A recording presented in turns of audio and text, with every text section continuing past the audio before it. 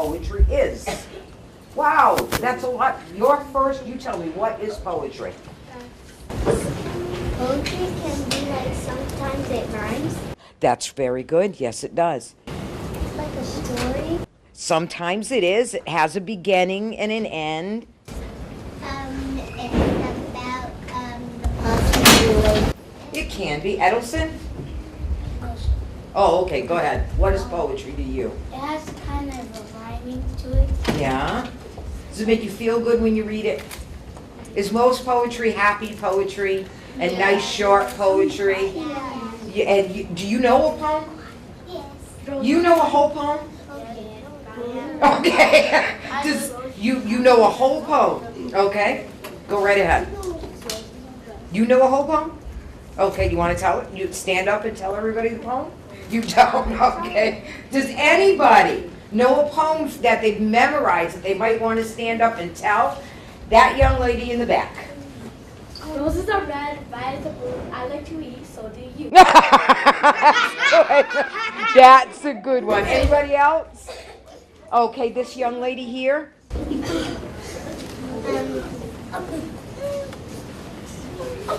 Roses are blue, roses are blue, violets are red. Those are different colors to you too. Very nice, very nice. How about one more on this side of the room? You, okay. Give us a good one. All right, quiet down.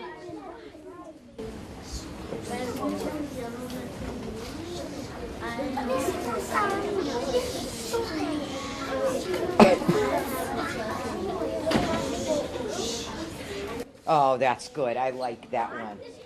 We have a special guest with us today. Go right ahead. You wanted to say a poem too? Tell us a poem. Last guy. Roses are red, violets are blue. You go out with me, you will like me too. Oh, that's sweet. Jody, come on up front. This is going to be one of our special readers today. This is Jody. Jody is the pirate queen of New Bedford, and she's going to be reading to you today also. Yeah, she's a real pirate. Why? New Bedford is what? Do you know what city New Bedford is?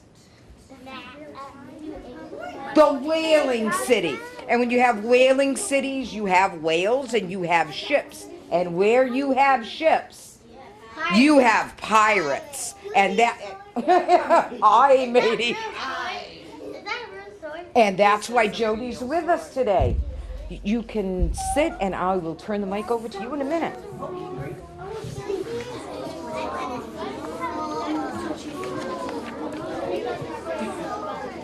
Okay. Okay, are you ready? Is everybody ready? I'm going to kick off the reading. Dawn's going to read next. But I'm going to kick off the reading with a love poem.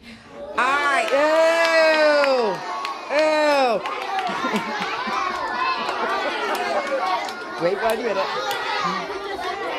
Okay, are you ready? I don't like love poems. I really don't. But this one I really, really like.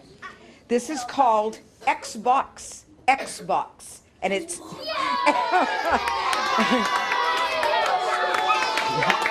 All right, okay. And it's written by Ken Nesbitt, a very famous children's poet. Okay? Xbox, a love poem. Xbox, you're the one for me. I also love my 3DS and my Nintendo Wii. GameCube, Game Boy, and Apple iPod Touch. I never thought I would ever be in love so much.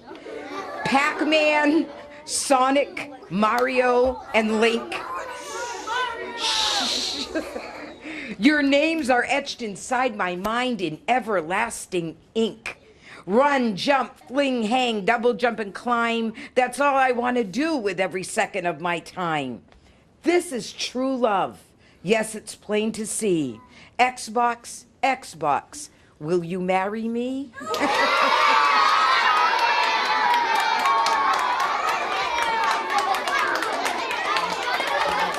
Okay, okay.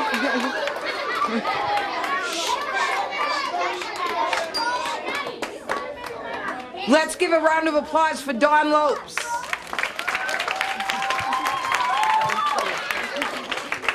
Hello, how's everyone doing today? Good. Okay, I'm going to read a silly poem about a silly teacher by a man named Darren Sardelli. Okay, it's called The Silliest Teacher in School. Our teacher gave detention to the fountains in the hall. She handed extra homework to the artwork on the wall. We saw her point her finger at a banner and a sign. She said their bad behavior was completely out of line. The principal approached her and said, "What is all this fuss? I heard you tried to punish all the tires on the bus. You've made the teachers angry by disrupting all their classes. So if you want to keep this job, you must wear your glasses." What's up? What? What's up? Oh, we good? We good? We good? Let's switch.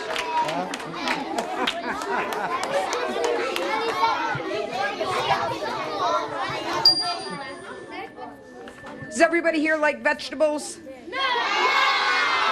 No! Which favorite vegetable? Cucumbers. What else? Potatoes. Okay, quiet. Broccoli. Let's hear it from broccoli. Yay for broccoli. Okay, all right. Okay, all right. Here we go. This one's called mashed potatoes on the ceiling.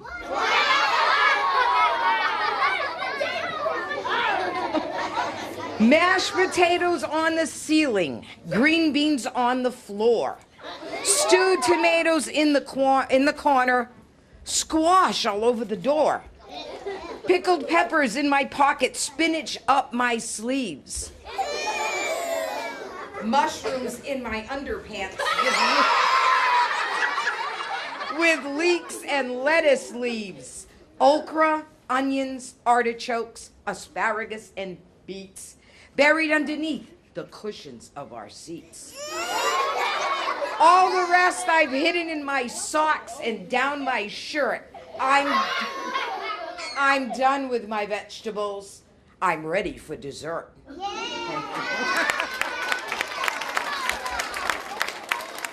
got another one?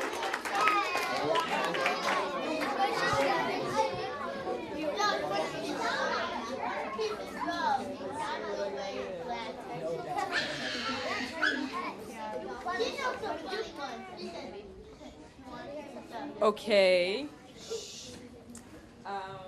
Okay, so everybody in here is a unique individual, and you all have your own special names to prove it. So can everybody just like throw your hands up in the air like this? And everybody just shout out your own name. There you go. All right. So my next poem is about names, and it's called My Sister's Name is Seven. My sister's name is Seven, and my brother's name is Eight. My parents gave them freaky names I'm sure they thought were great. They could have named him Michael, and they could have named her Sue. Instead, they both decided no normal names would do. My brother could be Brandon, maybe Benjamin or Bill. They could have named him William and then simply called him Will. My sister could be Sarah, maybe Kimberly or Kelsey. It's a good name. That's also a good name. They could have named her Caroline or Catherine or Chelsea. My brother could be Stephen, or they could have named him Todd. But instead his name is Even, and my sister's name is Odd. Thank you.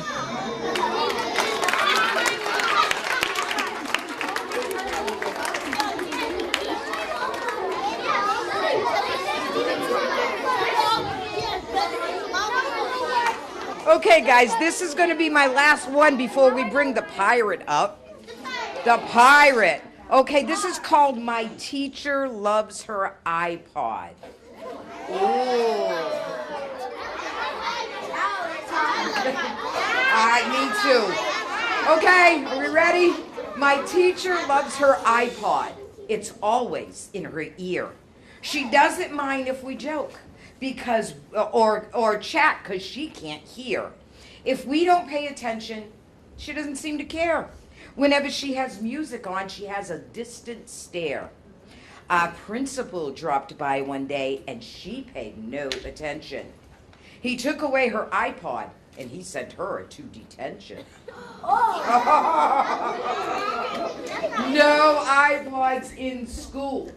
Jody, our pirate, came a long way to get to New Bedford today and to get to the Renaissance Community School. She's hoping you have some questions to ask her before she starts, one at a time and quietly, and you were the first hand that went up. This young lady in the yellow shirt. Yeah, you got a question for Jody? Stand up so everybody can hear you. Do you have a real sword? Yes, I do. As a matter of fact, it's right here. And maybe in a little bit I'll show it to you. But right now it's sheathed and happy and snuggly in its little place where I keep it. Because if it wasn't in there, it'd be sticking to my leg all day. That wouldn't be comfy, would it? And what's your question?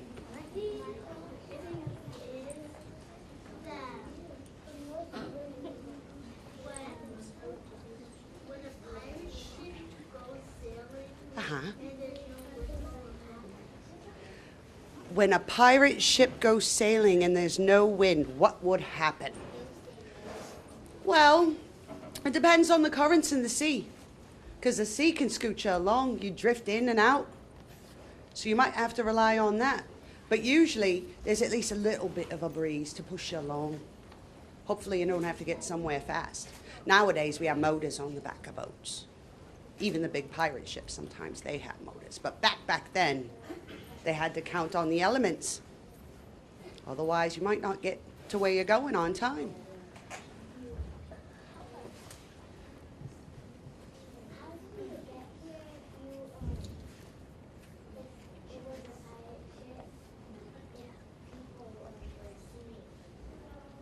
We have ways. We sneak in.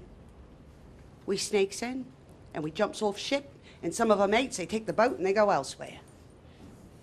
But usually we just come in, we jump ship, whoever needs us. So sometimes we're spotted, sometimes we're not. Most of the time we're stealthy.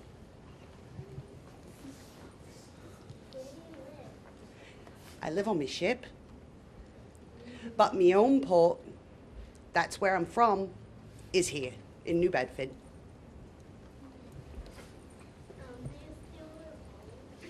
Do what? Of course we do. Of course we do. We're nice pirates. We don't steal much of nothing. Are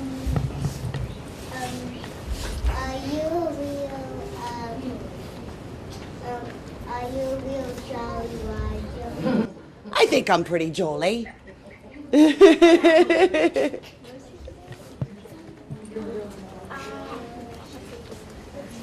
How did you get Me ship. Me ship.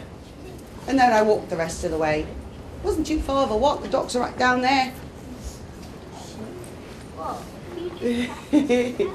Just a couple of more questions. Is that a real rat on your hat? There's a rat in here. Yeah. No, that's it. Oh, that's rat bone. See, I feed him on the ship. We have lots of them. Lots of ship rats. We try not to have too many. But he's cute, isn't he? Yeah. So when we have ham night, do you know what ham night is? No, ham night's when we all have ham for dinner. So when we have ham night, ham always goes with what? Cheese. So I sneak in bits of my cheese, and we're friends, but I can't tell my captain because he'll kick him overboard. He'll make him walk the plank. He doesn't want ship rats. But I like it. Because I eat everything else we've got. All of our stock. All of our goods. We do have a ship cat. I try to protect him from him. Way back there.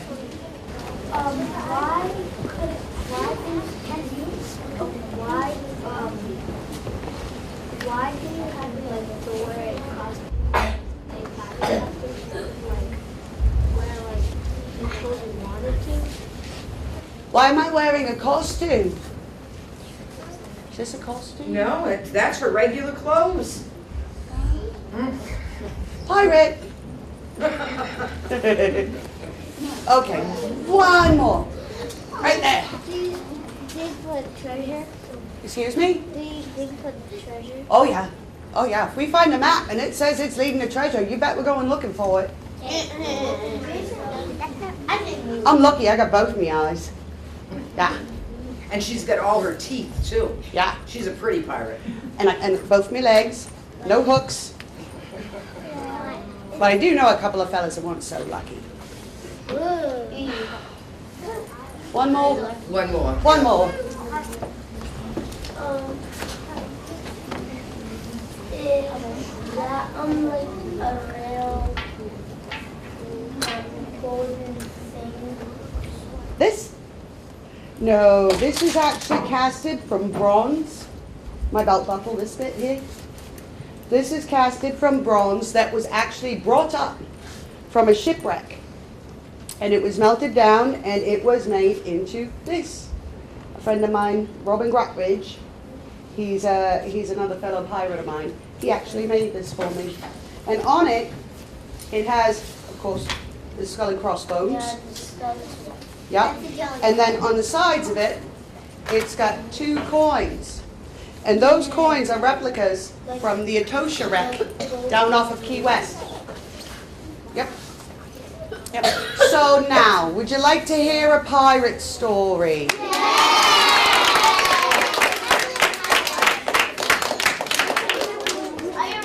Now they tell me there's this thing called television. Yeah. And there's this bloke Jake, and he's got a pirate friend, Jake and the pirate. Well, I got me and Jake and the Pirates book here.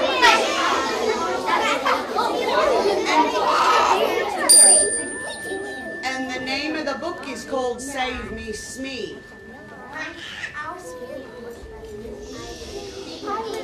I know Smee personally. He's a nice guy. So, okay, ahoy mates, do you want to join my pirate crew? Yeah! Then just say the pirate password. Yo ho ho. Yo ho ho. Ooh, I've got me a big crew today. As part of the crew, you'll need to learn the Neverland Pirate Pledge. And today's pirate pledge is, a pirate will always help out his mates. His friends. Yep. And you always help out each other, always help out your friends, okay? Okay. And that has a lot to do with this story. So follow, okay? Blast it, Smee, I didn't think I could sleep a wink all night, said Hook. Captain Cuddly's been missing. You know I can't go Betty by without my teddy bear. Just then, Hook spots a tiny, teeny treasure chest. Why, it's me first treasure chest from when I was just a wee little pirate. Where's a little tiny one? There's a treasure map in the chest. We have to go across Slippery Snake River through Crumble Canyon. The X marks the spot at Skull Rock, says Smee. Those are the most perilous places in all of Neverland. So what, says Hook? There's treasure and I want it. Spoken like a true pirate. Be careful, Mr. Smee, says Jake. You're headed for Slippery Snake River. Smee nods. I'm afraid the captain's after treasure. We could follow in case there's any trouble, says Izzy. Oh, you see, pups are so kind, says Smee.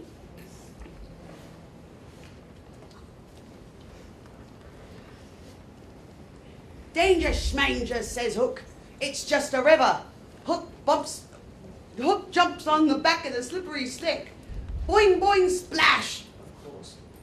Save me, Smee, calls the captain. Oh dear, right away, Captain. Boing, boing, splash. Smee falls in too.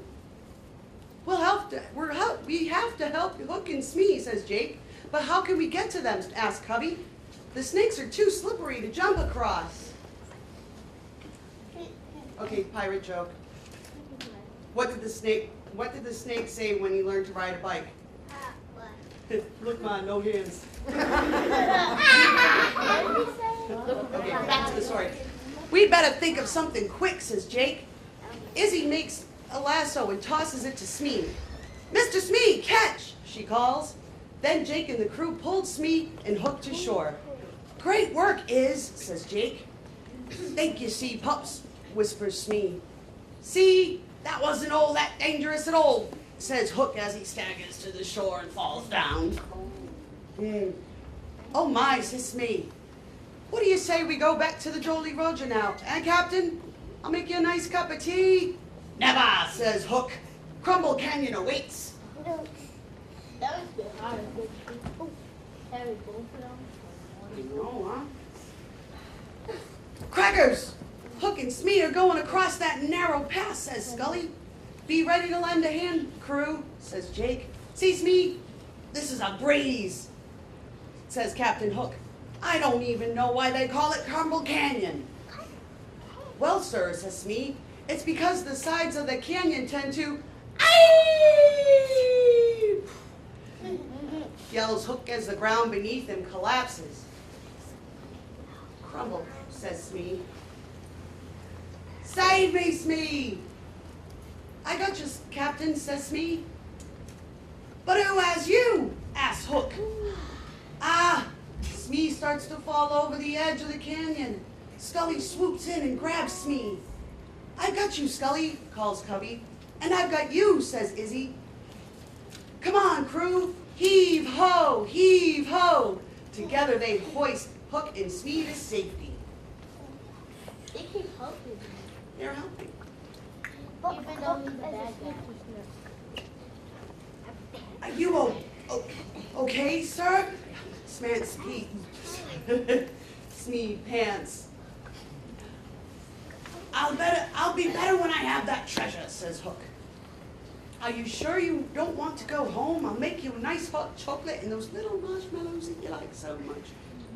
I do love those little marshmallows, says Hook. But Skull Rock and treasure awaits. Hook can't go to Skull Rock, says Cubby. It's too dangerous. He'll never give up looking for that treasure, says Smee. Unless, says Izzy, there was an even better treasure for him to find. It's gold. What do you think they're thinking? It's gold. Great idea, says Jake. We can make a new treasure for Hook to find, somewhere nice and safe. But we don't have any treasure, says Cubby. I know just where the treasure that the captain would just love, says Smee. Scully, send word to Sharky and Bones to prepare the treasure, says Jake. Aye, aye, says Scully. Aye, Cubby, can you make a new map? Jake asks. Aye, aye, Jake, says Cubby.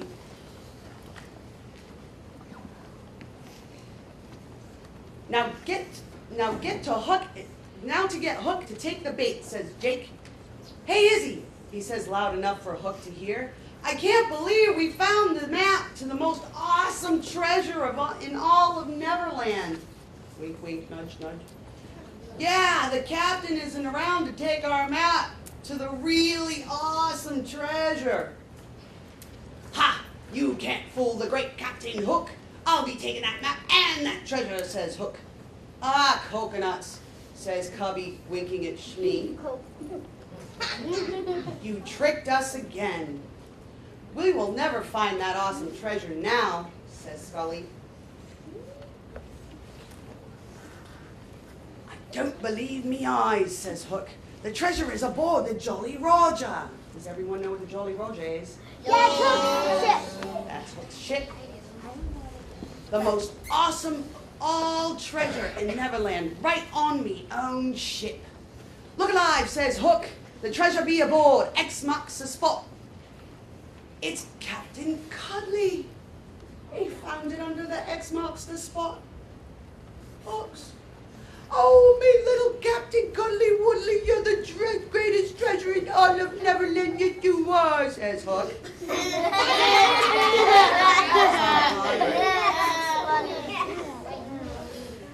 He had a little trip, said Bones, but I fixed, a little rip, says Bones, but I fixed him right up. Did you have a little ouchie, Captain Cuddly, ass Hook? Says Smee. Now that we're home, I imagine you won't be needing any more rescuing today, Captain?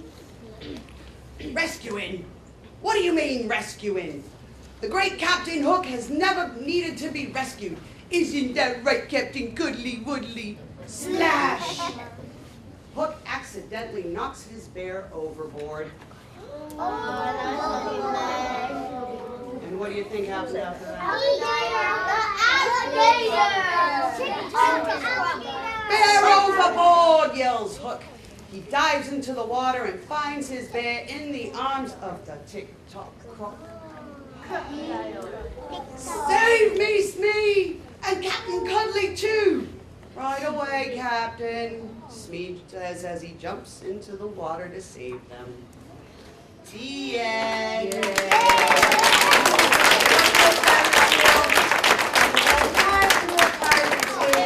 Jody, Queen of the Pirates. The Creek Pirates. Yes. You guys have this book? It's the Pig Kahuna. And it's pirates.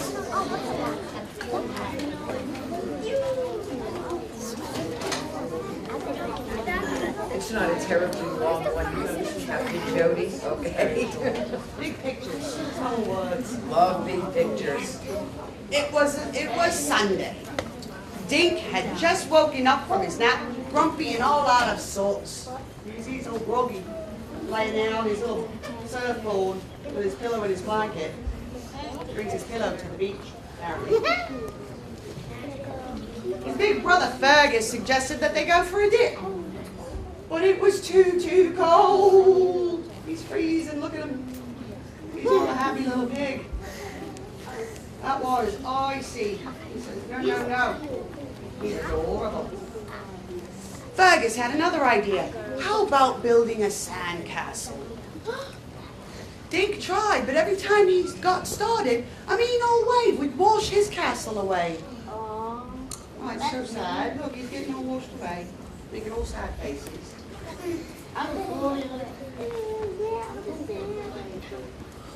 Usually a snack in a juice box made Dink one happy little piglet. That always makes me one happy little piglet. I mean pirate. But not today. It didn't work today. Fergus, you're digging ruined me snack, Dink said, spitting out saying from his mouth. So spit. He was so upset that he threw his juice box right into the hole where his brother's digging there. It's a new book, the new pages, the new stitches. Dink! Cried Fergus. This hole is not a trash can. Would you litter on the beach? No. Never litter on the beach. Exactly. You could hurt the animals and the environment. We'll get into that another time. Well, Dink answered, pointing. What's that then? A pirate hat. Just like yours. It was in the hole. A pirate hat. Now they're pirates. Must have washed ashore. Fergus got inspired. He's dreaming of pirate ships. I do that a lot too. Lots and lots of ships. Young fleet. Dreamy. So he got right to work building a pirate ship out of sand. Yup. Dink thought it looked like fun, but he didn't really know how to help. He's just a little guy, you know? Yeah, he's just a little guy, so he just kind of sits there with his thumb in his mouth going, oh, what's he doing? He's adorable. And the ship got bigger and better. And Dink's mood got worse and worse. He's got a starfish stuck on his eye. Imagine having a starfish stuck on your eye going, stuck on your eye like that. That'd be uncomfortable.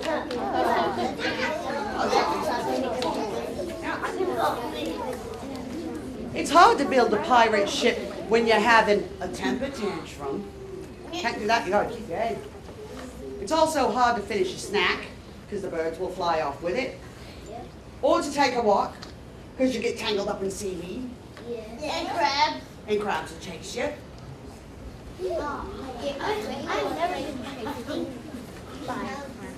And when the crab snapped him on the toe, what do you think he said? Arrgh.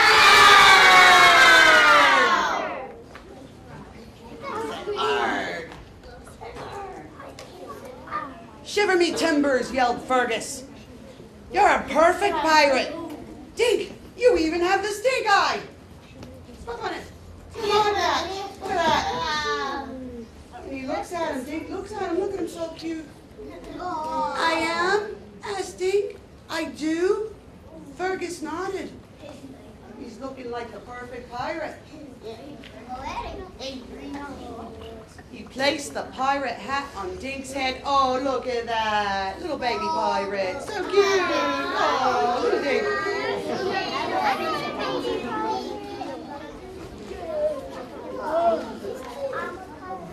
And the two brothers took their places aboard the ship. Fergus saluted, shouting, I saw a sea monster headed that way, Captain. It's all in his hand now. Sea monster. Let's go see monster. And what do you think the last thing they said was? Arrgh. Arrgh. Give me the biggest arg you got. Great. That's it. I've got it perfect for now.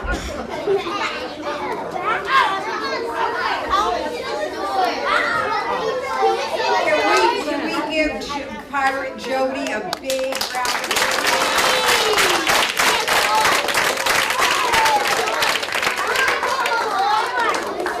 And remember, when you see, yeah, I think you can show them your sword, one last big flourish. When you see Pirate Jody anywhere at Walmart or Stop and Shop, make sure you say "arr" to Pirate Jody. So this here would be me sword.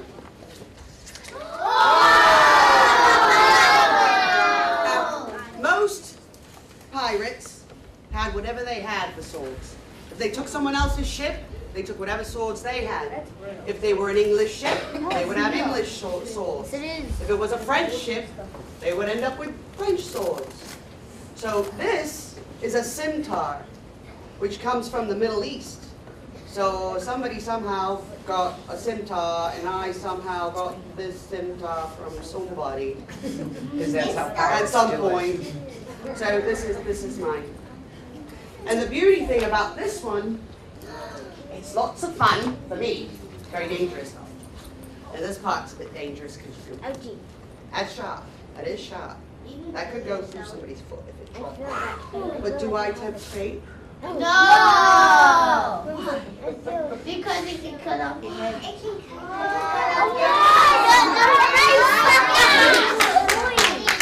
This is me and my favorite sword. See, we're buddy-buddy like this. We like to stick together.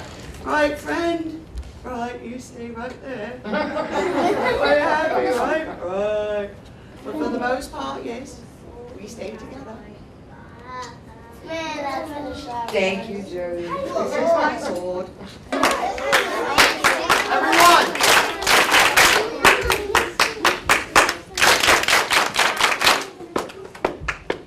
On your legs. On your legs still.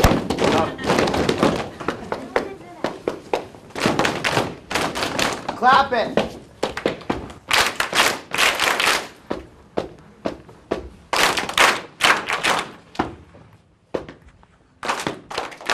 That was just two.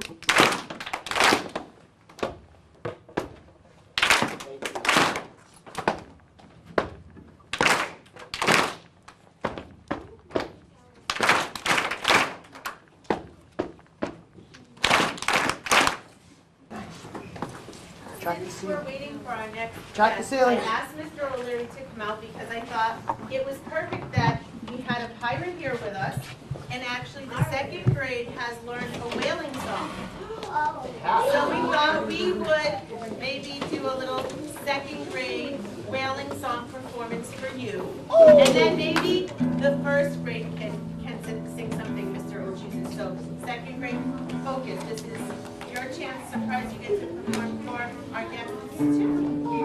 Both classes know a number of songs. Second graders, raise your hands.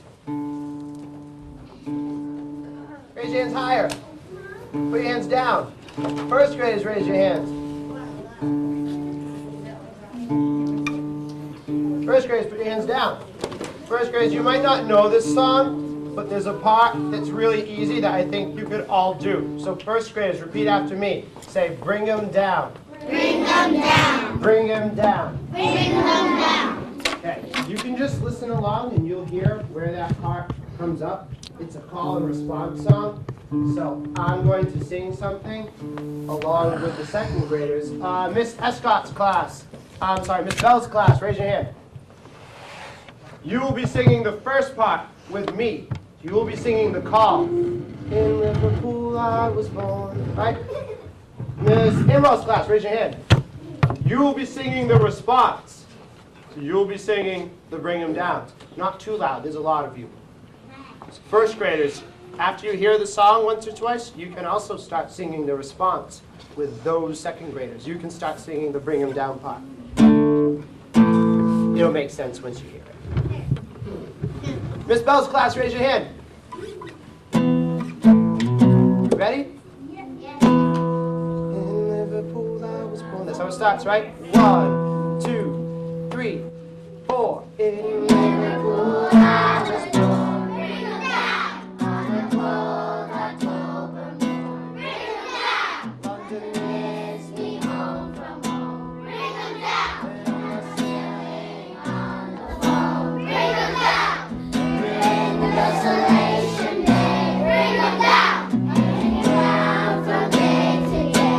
Bring them down. round the Cape. We almost know. Bring them down. Through the rain, the ice, and the snow. Bring them down. In Liverpool I was born. Bring them down. On a cold October morn. Bring them down. Takes me home from home. Bring them down. I'm sailing on the foam. Bring them down. First graders, raise your hand. First graders, do you understand the bring 'em down part? Yes. Okay, so do you think you can try it this time? Yes. Okay, and the whole point of this song, can a second grader explain what type of song this is for everyone? Eddie, can you talk about what type of song this is? It was supposed to be a ship on. Whoever doesn't get foam, it means you guys are on the water on the boat. And what? People who would sing this song, yes, they would be on a boat in the water. And do you remember the specific name of a song like this? Remember, it's a type of work song. It's a type of work song. A song that people would, right, a shanty, right. A shanty is a type of work song that sailors, or pirates, or whalers, or fishermen would use when they were trying to get something done on the ship. What was this song used for? What specific job? So don't just tell me it was when they were working. Yes, Brian. To pull on ropes, right, to hoist some sails. Exactly. So first graders, when you sing the bring 'em down part, you can pretend that you're pulling on your rope. That's right. Second graders, all the second graders, just sing the response. Just sing the response and show the first graders where you pull on the rope in the song. In Liverpool I was born. Bring them down. On a cold October morn. Bring them down. London miss me home from home. Bring them down. And I'm sailing on the foam. Bring them down. Nice. Very nice. First graders, you understand? Yes. Okay, let's try the whole thing in school. I'm going to switch it. Miss Bell's class, raise your hand. You will be singing the response. Miss Emerald's class, raise your hands. You will be singing the call, the first part, with me. First graders, you can sing the response now that you know it. 1, 2, 3, 4. In Liverpool I was born. Bring them down. On a cold October morn. Bring them down. miss me home from home. Bring them down. And I'm not sailing on the foam. Bring them down. We're in desolation day. Bring them down. Hanging round from day to day. Bring them down. Round the Cape we almost go. Bring them down. In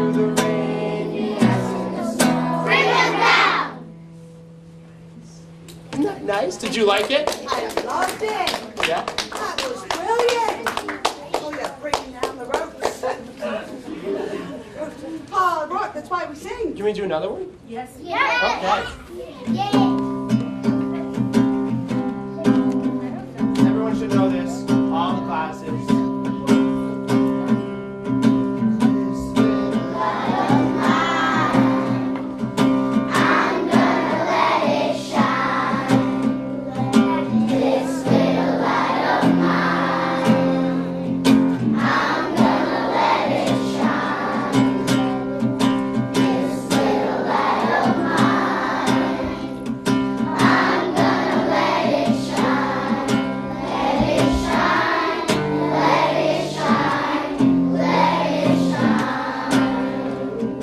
Everywhere I go.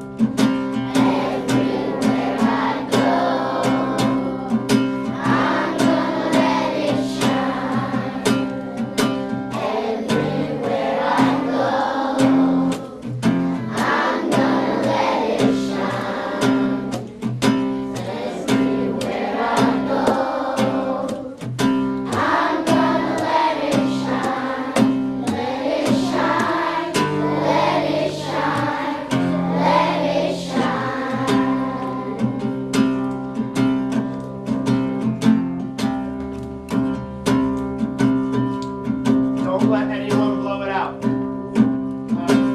Don't let people blow it out. Don't let people blow it out.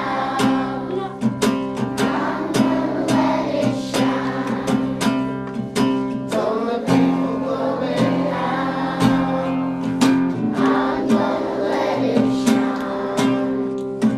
Don't let people blow it out.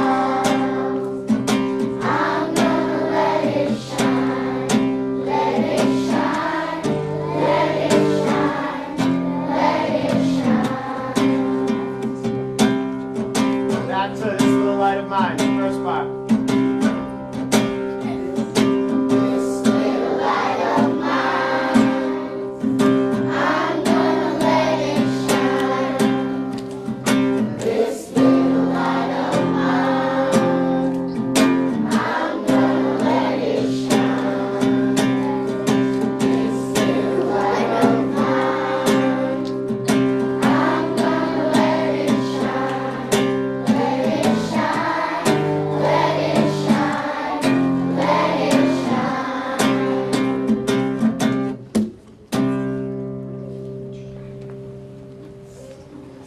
That deserves a silent cheer. That was a good one.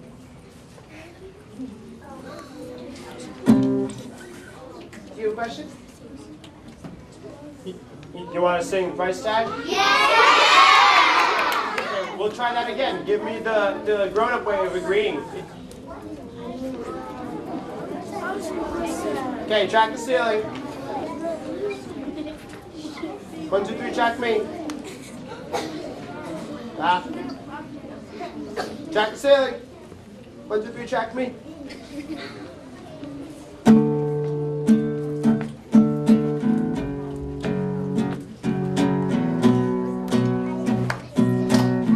You only know the little part of it. Boys and girls, pat on your legs instead.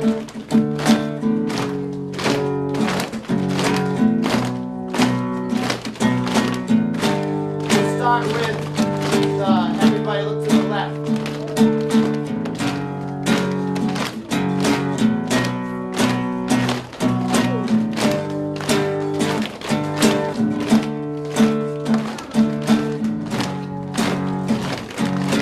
One, two, 1, 2, 3.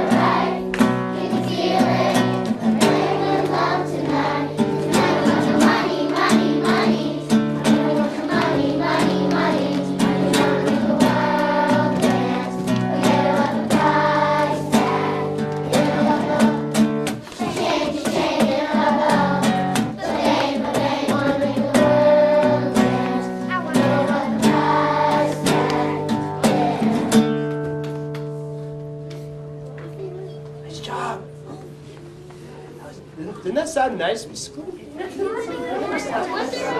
you, Justin. Justin, leave the drum there. You can go back to your seat.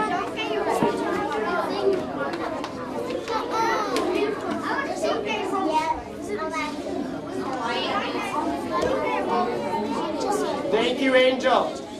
Air high five, Angel. Both of you are doing the right thing. So both of you at the same time. How about that? Now you need to make the sound effect, remember? Thank you. Yes, Andrea. Not right now. But that was a good idea. That was a good idea. What other songs do we know? Not the One Direction one. What other songs do we know? But I'm only going to call on you if your hand's raised. Brian. I can't hear you, buddy. Oh, Hall on the Volin? What? I don't talk about what is that? I don't know. Yeah, songs that we've sung in class. Oh, right, the Sometimes Somewhere Blues. Okay, sounds off. Well, Giovanni, being a little bit inappropriate. Just a little bit. We'll do the Sometimes Somewhere Blues. That was a good idea, you said, Rob.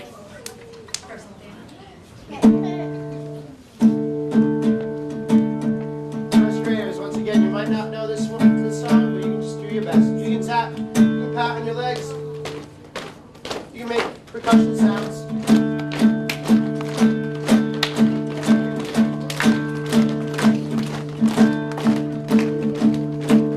Sometimes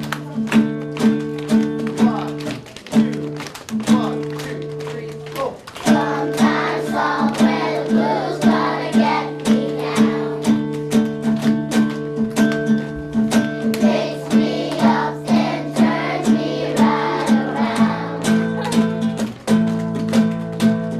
Let's watch out when the going's good. Things don't turn out like they should.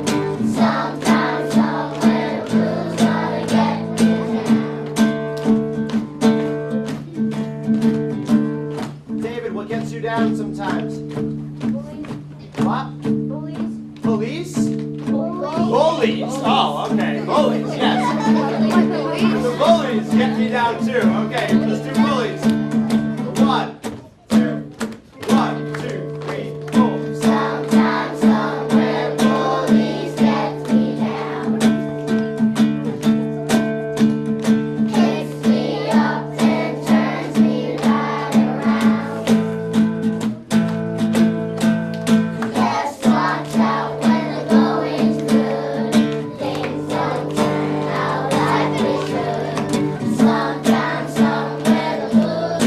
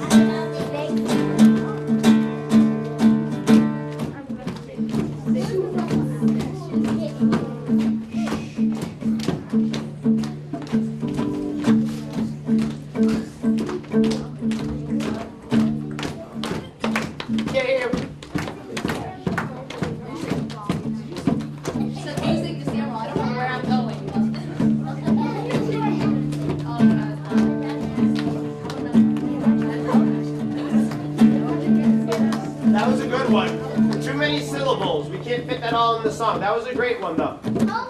Homework? Yes. I love homework. You know, during after school, when I pass out homework, everyone always wants to do their homework, but maybe it's just when it's too much homework. Maybe. Okay, here we go. 1.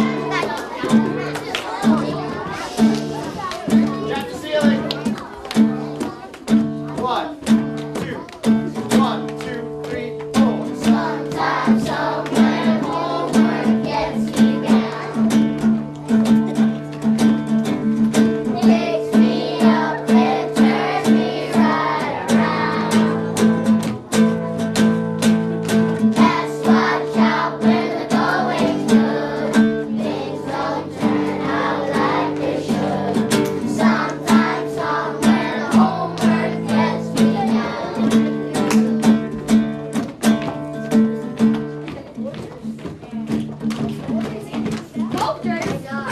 Your dog? Okay. 1, 2, 1, 2, 3, 4. Sometimes, somewhere, My dog gets. Say my dog. picks me up and turns me right around.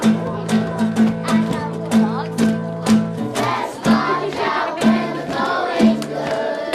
Things don't turn out like they should. Sometimes, somewhere, my dog gets me down. Jack the ceiling. Show me. 1, 2, 3. Jack B.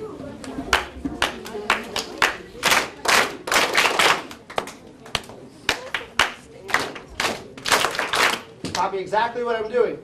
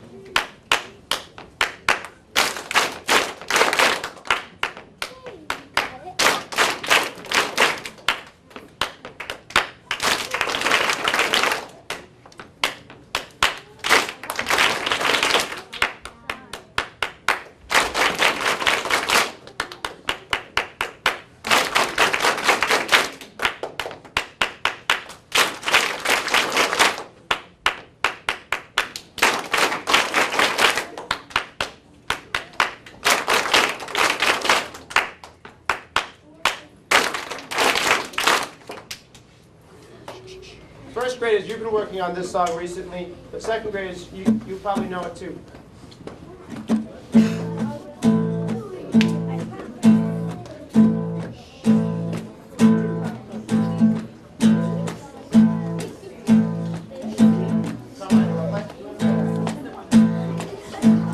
Emily.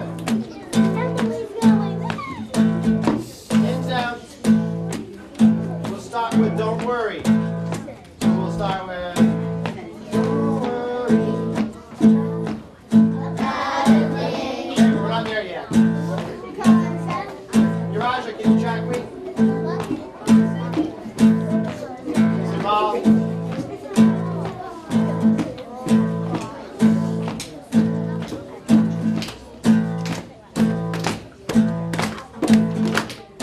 Ready?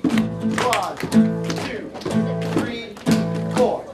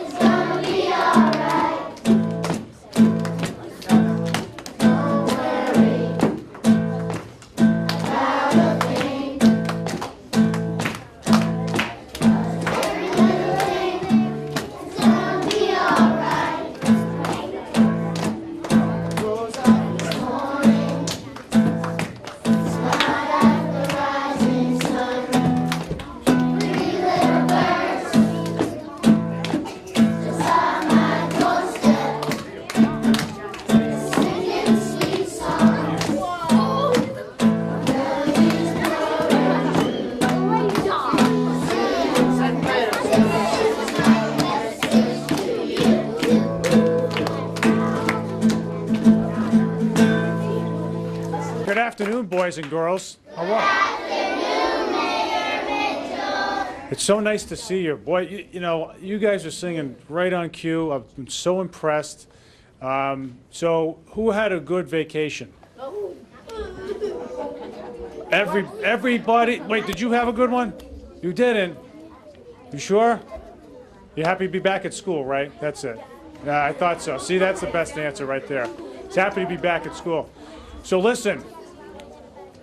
I just it's a pleasure for me to be here. This is my first visit to the Renaissance School, so I'm very excited about it. Very excited to see all of you and Ms. Clune and the whole staff doing a great job. And you guys are like dry sponges. You're soaking it all up this year, right?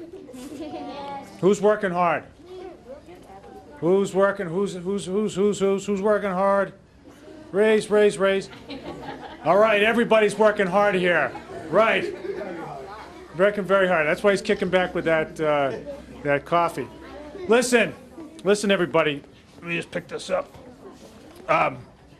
Listen, we have a very special announcement today. I know all of you are here working hard because you want to learn as much as you can in every subject.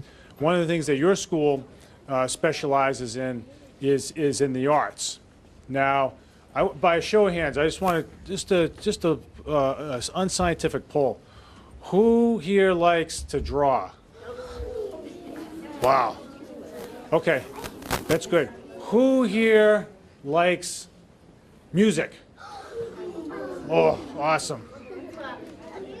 Ms. Clune, did you put any answers? Did you prepare them? All right. Who here likes theater and acting? Drama? Wow. Yeah, so you know what? You can put your hands down. So I just wanted to get a sense of things because I know that you've all been working hard, and your school is a brand new school. But the most important thing about your education is that it's driven by you. That means that you are trying hard. You will get more out of your education the harder you work. I know your teachers are working hard, your parents are working hard, but at the end of the day, we need to make sure that you're working hard, and then you'll soak up everything that you're learning. Yes? What does that mean when you say in the end of the day? At the end of okay, that's a cliche. Cliche.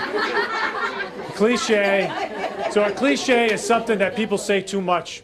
So how about this?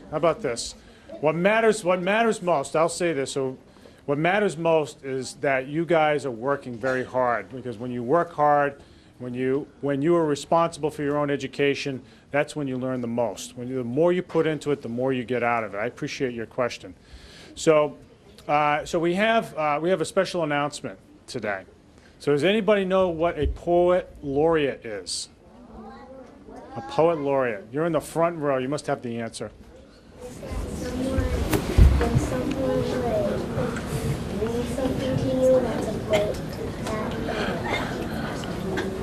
that's something that you have to read that's long. Well, that's so you're heading down the right path. Who else wants to take a guess? Go ahead. A poet laureate is like, there would be like poets, and they would like, and then like the mayor would like say an announcement, and then he would say who the poet laureate is, and it's been going on for thousands of years. You are getting very warm. That's an excellent answer. Who else? Go right ahead. You have your hand up. It is someone who writes poetry. So listen. So there is a tradition, a long-standing tradition in the United States and even in Europe, going back a long ways, in which a town or a city or a state or even a country nominates somebody, appoints somebody, a poet, to be the official poet of that city or state or country. And it's got to be somebody who's really good at poetry. Not like me. like you guys, really good. And somebody who speaks for the community through their poetry and inspires the community. And it only happens in communities that really appreciate the arts. And I know you guys going to this school and doing what you're doing really appreciate the arts, because the arts can inspire you, they can make you look at things different, and the arts can be a lot of fun too, right? I mean, there's stuff that you guys were just having a lot of fun singing along a moment ago. I saw all of you. But this is a city. New Bedford is an artistic city. New Bedford, for a long, long time, going all the way back to the whaling days, was a city that valued the arts because people knew that people appreciated that the arts can make life a little more interesting, and that arts can bring people together and strengthen the community. So that's what we're about in New Bedford. And so what we did, we hadn't had a Poet Laureate in a long time. So we put a bunch of people together, and we called the Cultural Committee and a Cultural Council. And these are people who have connections in the art community, and they're artists themselves. And they went ahead and they said, let's have a contest for the next Poet Laureate. And they had a whole bunch of submissions. People submitted poetry. Who here writes poetry, by the way? I know. Oh, what's poetry? We'll find out in a second. So we'll find out. There's somebody here who can explain it much better than I. But what we did was we had a contest. We had a contest in which people across New Bedford submitted poems so they could be the next Poet Laureate. And one person came out on top. There were lots of really good poems, and one person came out on top. And that person is Patricia Gomes, who is right here. So Patricia does what I can't do well, and that is make words sing. Really write great poetry that inspires people, and it's very, very, it is a great honor for me to announce her appointment today out of so many people who submitted poems in the city. Patricia has been, she's given herself to writing. She is very talented, but she also has worked very hard to hone her craft, to make herself a better writer and a better poet, which is also something that we can all aspire to. So she has been she's been the president of the New Bedford Writers Block, which is a writing group, and we should all join a writers group someday, because writing is really important no matter what you do with your life. And she was also the president of Gallery X. Gallery X is a gallery on William Street. It's a great place. You should all go to it. But that we're appointing Patricia to be the Poet Laureate is a big deal, because she will be, as the Poet Laureate, speaking on behalf of New Bedford at important events and really capturing the moment that we may be in at any given time.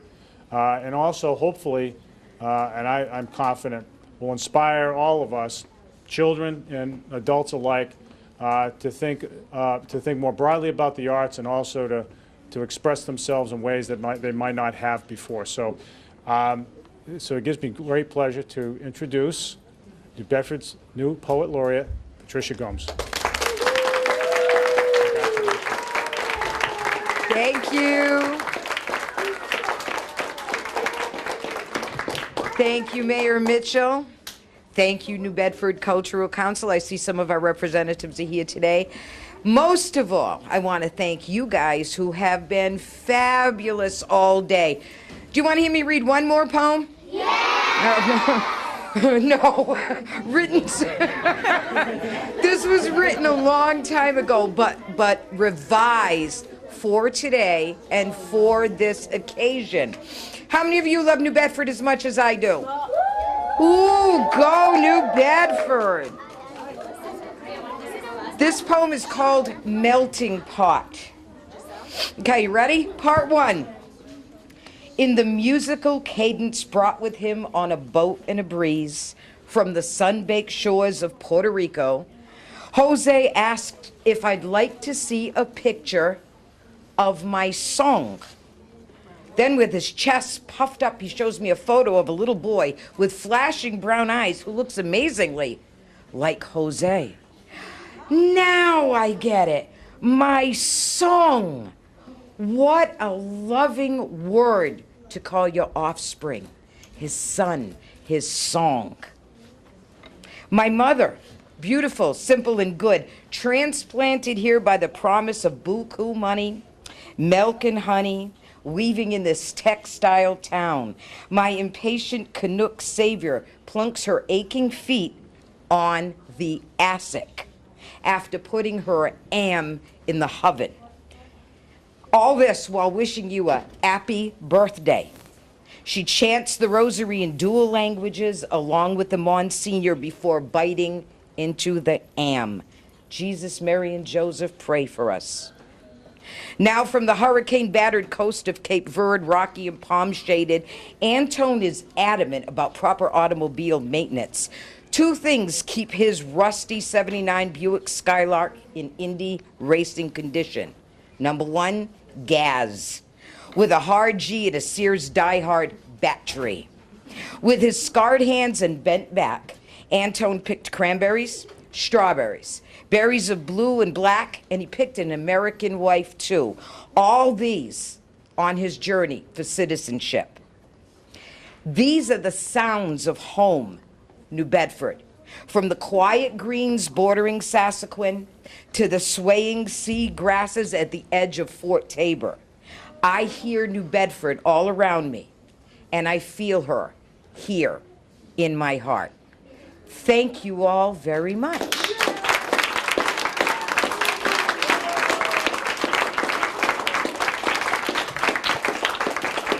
Have you taken any questions yet?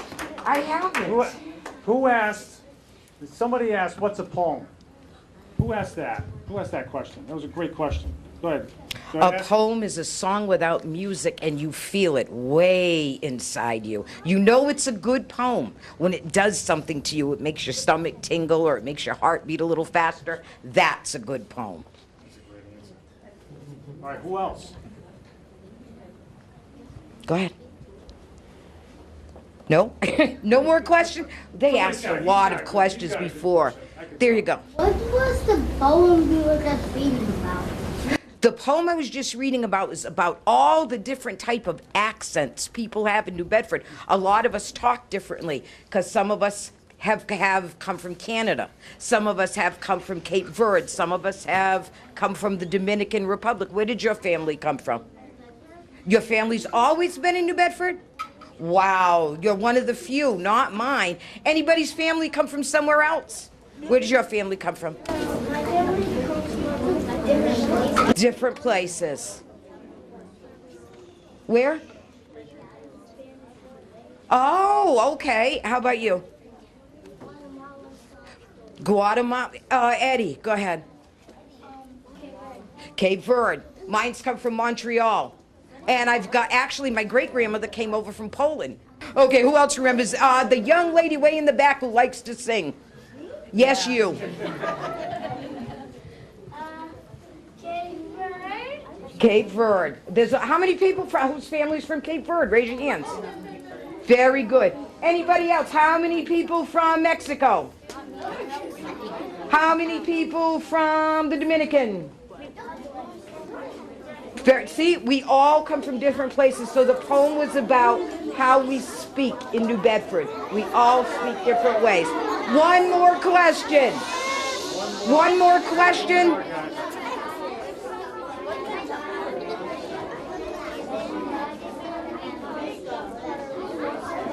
See? Puerto Rico. Very good. Any different question? Who has a question? Who has a question? That young man way in the back.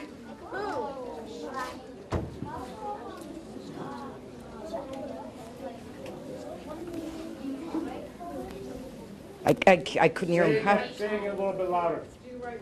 I wrote the one I just read. I've been writing poems for probably 20 years. How about this? How about this? I have a question. I have a question. I'm really curious. On average, how long does it take you to write a poem? A poem can be written anywhere from 5 minutes to 3 years. Sometimes you get really lucky and it comes, and other times you get writer's block and nothing comes, and it takes a long time to finish it.